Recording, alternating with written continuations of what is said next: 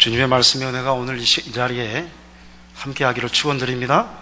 특별히 암송축제로 모인 우리 학생들의 심령 가운데 하나님께서 말씀의 지혜를 갑절로 허락하시기를 간절히 소원합니다.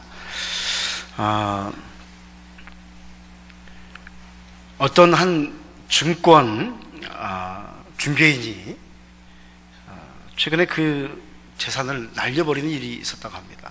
이제 굉장히 많은 소중하게 모았던 재산을 한꺼번에 다 날려버리게 되어서 말 그대로 빈털터리가 되었습니다. 그러나 그는 그때 절망하지 않고 하나님을 믿는 끈기 있는 아주 긍정적인 사고 방식을 실천하기로 결심을 하게 됩니다. 하나님께서 나를 도와주시리라. 말씀 붙들고 말씀을 우리 친구처럼 암송하면서 하나님의 지혜를 찾기 시작합니다. 그는 우선 가족들에게 양식을 제공한 길을 찾아야만 했습니다. 당장 먹고 사는 게 문제이기 때문에 쌀을 어떻게 구하고 또 먹을 것을 어떻게 구할 것인가. 그는 밤이 늦은 시각에 또는 새벽 4시에 자동차를 타고 다니면서 쓰레기통에 버려진 신문들을 모으기 시작했습니다. 그래서 그 신문들을 다 모아가지고 팔기 시작했는데 첫 주에 $70를 벌었다고 합니다. 하루에. 그 다음부터는 이제 아들들에게도 그 일을 시키기 시작합니다. 같이 하자 해서 아파트를 돌면서 헌 신문들을 수집했고 그 일을 매달 $1,000 넘는 그런 돈을 얻게 되었습니다. 동시에 그는 사무실에서 중개인 생활도 하기 시작했습니다. 그의 동료들에게 그가 이렇게 말합니다. 나는 하나님을 끈기 있게 믿습니다. 끈기 있게 믿습니다. 때문에 긍정적인 사고방식을 실천하고 있습니다. 하고 자신의 끈기 있는 그러한 믿음의 생활을 고백했던 그 이야기가 있습니다. 한번 따라하겠습니다. 하나님을 믿으려면 다시 하나님을 믿으려면 말씀을 붙들고 끈기 있게 믿어야 합니다.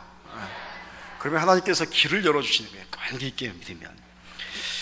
사랑하는 여러분의 말씀, 하나님의 말씀은 아주 긍정적이고 또 끈기 있는 방식의 삶을 살아야 할 것을 우리에게 이야기하시는 주님의 그런 음성입니다. 우리가 하나님의 말씀에 엎드러지게 될 때 말씀은 다시 우리를 일으키시는 역사를 허락하게 되는 것입니다. 사람의 마음이 찢어지고 분열되고 흩어졌다면 하나님의 말씀은 그 마음을 회복시키시고 하나 되게 하시고 일치를 이루십니다.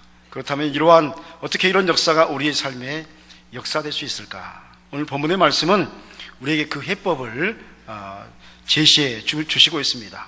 우리가 말씀을 종일 묵상하고 또 읊조리기 시작할 때 우리에게 다음과 같은 은혜의 역사가 시작됨을 보게 됩니다. 첫째로 보니까 우리가 주의 계명을 읊조리면 그 말씀이 우리와 함께 하시고 또한 그 말씀이 우리의 원수보다 더 지혜롭게 함으로 승리하는 인생을 살아가게 합니다. 한번 따라하겠습니다. 말씀을 읊조리면 하나님께서 함께 하시고 지혜롭게 하시고 승리케 하십니다. 아멘. 우리 97절 말씀 보니까 내가 주의 법을 어찌 그리 사랑하는지요 내가 그것을 종일 작은 소리로 읊조리나이다 라고 오늘 본문의 말씀이 이야기하고 있습니다. 옛날 러시아에 옛날에 아주 중세시대 때 전에 옛날에 중세시대 때 그 러시아에 종교회가 흥황할 때 이야기입니다. 그때는 그 순례자들이 많았어요. 그러니까 하나님 말씀 붙들고 전도의 삶을 살아가고 예수님의 뒤를 따라가는 사람들이 많았었는데 어떤 청년이 기도하는 법을 배우려고 했습니다. 무슨 법을 배우려고 그랬어요? 여러분 말씀하지 마시고 우리 학생들 무슨 법을 배우려고 했어요? 또 따라합니다. 학생들 막 기도하는 법. 안 들려요. 자, 기도하는 법. 예, 집중하세요. 빨리 끝낼 겁니다. 기도하는 법을 배우려고 했는데 기도하는 법을 배울 수가 없는 거예요. 굉장히 많은 스승들이 있어가지고 자기에게 맞는 기도법이 없어서 이제 여러 곳에 다니면서 어떻게 하면 기도할 수 있습니까? 어떻게 하면 성령과 동행할 수 있습니까? 물으면서 여행을 하기 시작했습니다. 그러던 중에 어떤 아주 깊은 영성을 지닌 현인을 만나게 되어서 그로부터 기도하는 법을 하나 배웠습니다. 그 기도하는 법이 뭐였냐면 아주 단순한 기도였는데, 하나님의 아들 우리 주 예수 그리스도시여 저를 불쌍히 여기소서 저는 죄인이로소이다 하는 그런 간단한 문구입니다.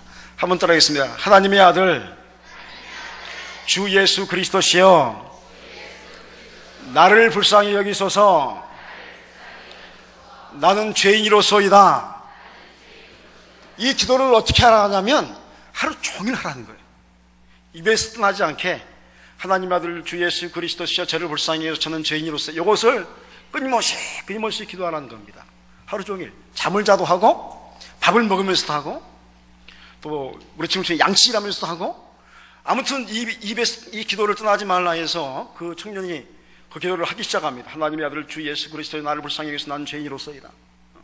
마음속으로 하나님의 아들 주 예수 그리스도 나는 저를 불쌍히 여기서 나는 죄인이로소이다. 이 기도를 막 하는 거예요.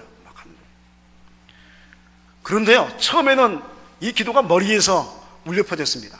그러니까 잠깐 깜빡하면 잊어버리는 거예요. 그런데 놀라운 것은요, 어느 정도 시간이 지나니까 이 머리에 있던 것이 점점 가슴으로 늘어났어요. 어디로 늘어났어요? 어디에서? 머리에서 가슴으로 내려오기 시작했어요.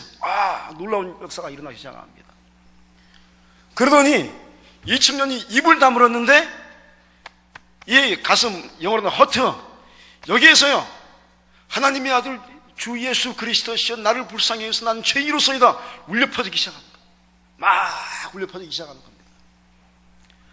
그 음성이요 잠을 자도 울려 퍼지기 시작하고, 이제는 침묵을 해도 울려 퍼지기 시작하는 거예요. 그리고 그 음성이 말씀을 하기 시작하는 거예요. 지혜를 주기 시작하는 거예요. 놀라운 기적의 역사를 일으키기 시작하는 거예요. 그래서 이 기도가 러시아 종교의 아주 핵심적인 영성수련법이 되었습니다. 이걸 다른 어려운 말로 헤스카니즘이라고 하기도 하고, 다른 말로 큰 목소리를 따라하겠습니다. 예수의 기도. 다시 예수의 기도. 예수의 기도라는 아주 놀라운 기도법으로 많은 사람에게 사랑받는, 지금도 그렇게 많이 하루 종일 하는 사람들이 많아요. 예수의 기도는요 읊조림이 무엇인지 우리에게 말씀합니다. 말씀을 읊조리는 게 무엇인지, 왜 우리가 하나님 말씀을 암송해야 하는지 우리로 알게 합니다. 사랑하는 여러분요, 우리가 왜 하나님의 말씀을 암송하고 이런 묵상해야 합니까? 바로 우리의 머리에서 가슴으로 내려와서 우리의 영혼 중심에서 말씀이 울려 퍼지게 하기 위함입니다. 여러분 암송 많이 했습니다. 백구절 했습니다. 여러분 제가 옛날에 신화성태 여수 애양원교회 손양호 목사님 순교하신 교회에 가서 우리 수련회하고 그랬었는데, 거기는요 여러분 놀라지 마세요. 거기 권사님 장로님들이요 대부분의 권사님 성도님들이 나이 드신 분이 신약성경을 다 암송해요. 대단하죠. 신약성경이 몇 권일까요?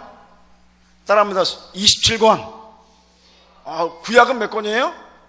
39. 따라합니다. 39, 27. 구약 몇 권? 39권. 신약 27권. 여러분 주일학교 오신 거 환영합니다. 주일학교.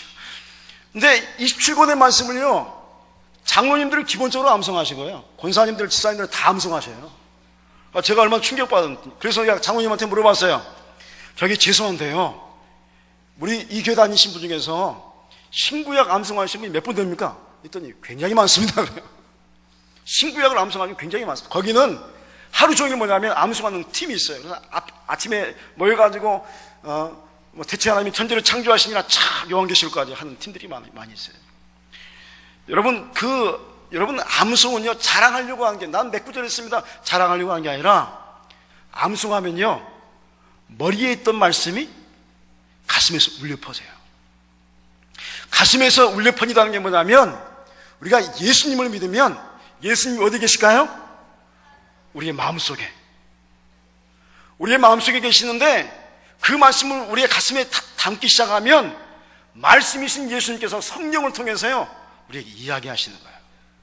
삶을 어떻게 살아갈 것인지, 우리의 인생에 어려운 문제가 있을 때마다 어떻게 극복할 것인지 능력도 주시고, 그 말씀이 우리의 삶을 이끌어 가시는 것입니다. 그래서 이 말씀으로부터 오는 지혜는 세상이 감당치 못하는 것입니다. 둘째로 보니까 말씀을 읊조린다는 것은 주님께서 우리와 함께 하시는 증거를 되새기는 것입니다. 이 되새김의 역사는 결국 우리의 인생을 가르치는 스승들보다 더 많은 지혜를 얻게 된다라고 말씀합니다. 99절 말씀 다 같이 한번 읽어보겠습니다. 큰 목소리로 99절. 자, 시작.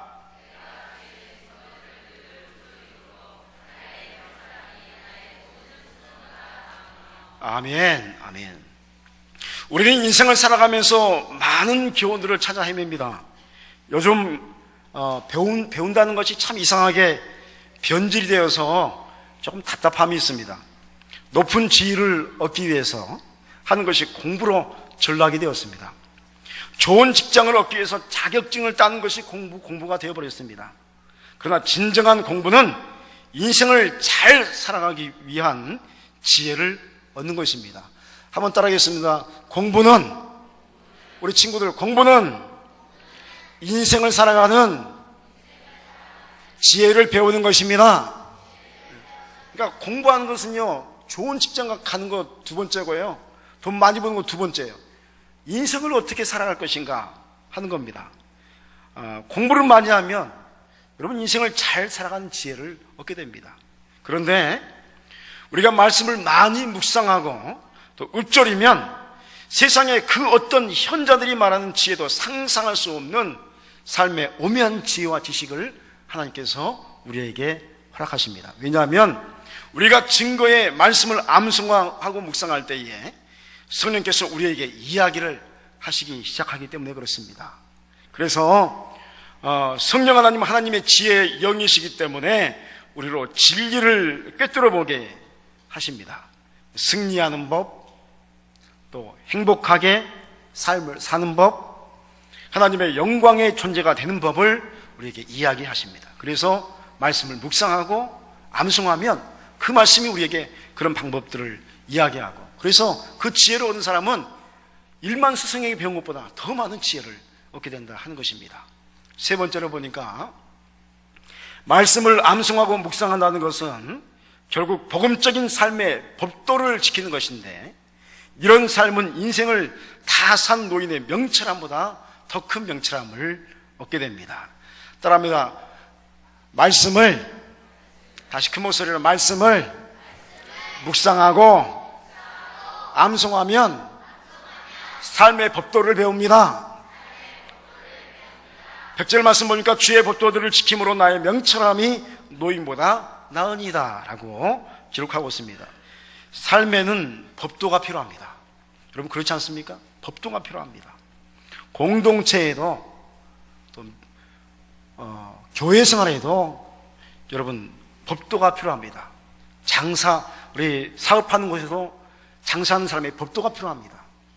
정치하는 곳에도 법도가 필요합니다. 그런데 이 모든 법도를 통치하는 법도는 여러분 하나님의 말씀의 법인 줄 믿습니다. 모든 것이 하나님의 말씀으로부터 통치가 되어집니다. 말씀은 우리의 인생을 창조하였습니다. 그러므로 우리가 말씀을 읊조리고 암송하고 영혼의 가슴에서 울려 퍼지기 시작할 때 우리는 가장 가치 있는, 인생을 두 번 살고도 얻지 못할 의미 있는 그런 인생의 법도를 우리가 얻게 될 줄 믿습니다. 그러므로 여러분이요, 암송하는 믿음의 생활이 복된 줄 믿습니다. 묵상하는 신앙생활이 가장 큰 복인 줄 믿습니다. 매일 묵상하며 또 하나님의 말씀을 읊조리는 그러한 복된 인생 살아가는 여러분 되시기를 주 이름으로 간절히 축원드립니다. 기도하시겠습니다.